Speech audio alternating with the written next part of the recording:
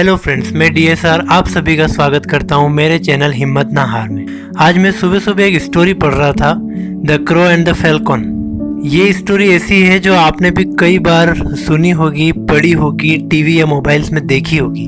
कोई special story नहीं है, स्पेशल है इसकी सीख जो हमने कभी नहीं सीखी। पहले मैं स्टोरी सुनाता हूँ फटाफट, उसके बाद मैं अपनी बात को आगे बढ़ाता हूँ। स्टोरी ऐसे है, कौवा आराम से बैठा रहता है एक दिन पेड़ पर। अचानक वो देखता है कि ऊपर से बाज उड़ता हुआ आता है फुल स्पीड से। नीचे से खरगोश को उठाता है झपट के और आसमान में उड़ जाता है। कई ऊंचाई पे जाने के बाद वो खरगोश को छोड़ देता है। खरगोश सीधे माउंटेन पे आता है, गिरता है, टकराता है और वहीं मर जाता है। फैल्कन आराम से उसका शिकार कर लेता है।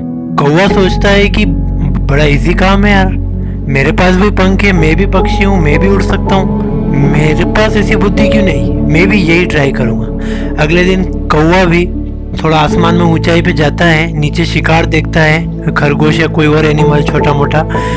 ऊंचाई से फुल स्पीड से उड़ता हुआ आता है। जैसे ही खरगोश के ऊपर उसका पंजा लगता है, खरगोश भाग जाता है और कौवा हड़बड़ाहट में नीचे गिर जाता है और घायल हो जाता है। स्टोरी यहीं खत्म हो जाती है और सीख मिलती है कि हमें कभी नकल नहीं करनी चाहिए।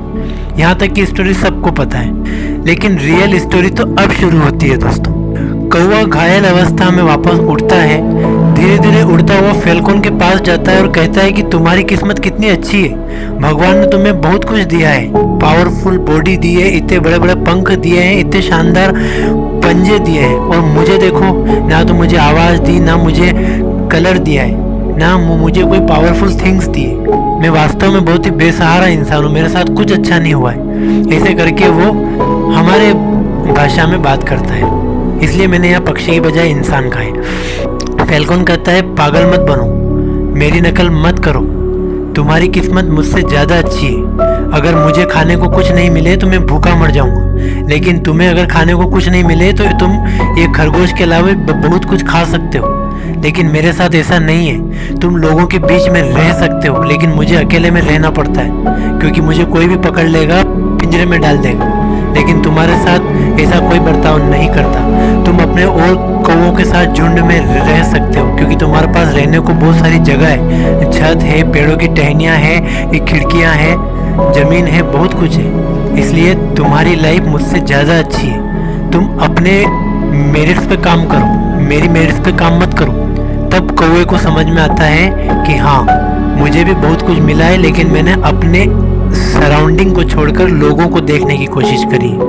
दोस्तों, ये स्टोरी कौवे की नहीं है, उससे ज़्यादा अपनी है। हम भी लाइफ में दूसरों की नकल करने में इतने आगे निकल गए हैं कि हमारे पास क्या है हम उसे भूल गए, लगे हैं हम कॉपी करने। अगर पड़ोसी ने नई अलमारी खरीदी है तो हम भी खरीद, अगर हमारे किसी रिश्तेदार ने बाइक खरीदी है, कार खरीदी है, तो वो तो हमको खरीदनी है। हम भी छोटे मोटे लोग नहीं है, चाहे उसके लिए बैंक से लोन लेना पड़े या ब्याज पे पैसा लेना पड़े, लेकिन हम भी ये काम करेंगे ही करेंगे। अगर हमारे पास वाले इंसान भैया नौकरी करने के लिए शहर जा रहे हैं तो हम भी हमारे बच्चों को शहर भेजेंगे ही भेजेंगे। चाहे हमारे पास गांव में खेती बाड़ी हो, बड़ा सा आलीशान घर हो, वो खाली पड़ा रहे, लेकिन हम तो बाहर ही भेजेंगे। ऐसे कई काम हम भी करके बैठे हैं लाइफ में। अगर पास वाले भैया ने अपनी पत्नी को साड़ी दिलाई है 5,000 की, तो हमें भी चाहिए, चाहे उसके लिए घर का राशन ही क्यों ना है। ऐसे कई बातें हम भी रोज कॉपी कर रहे हैं, लेकिन लास्ट में हालत हमारी कौवे जैसी होती है। हमने कभी सामने वाले से पूछा नहीं है कि आपने बाइक क्यों ली, आपने इतना बड़ा घर क्यों बनाया। अगर आप उनसे थोड़ा हट कर ईगो को दूर रखकर पूछोगे तो पता चलेगा कि उनके पास भी बाज वाली समस्याएं हैं।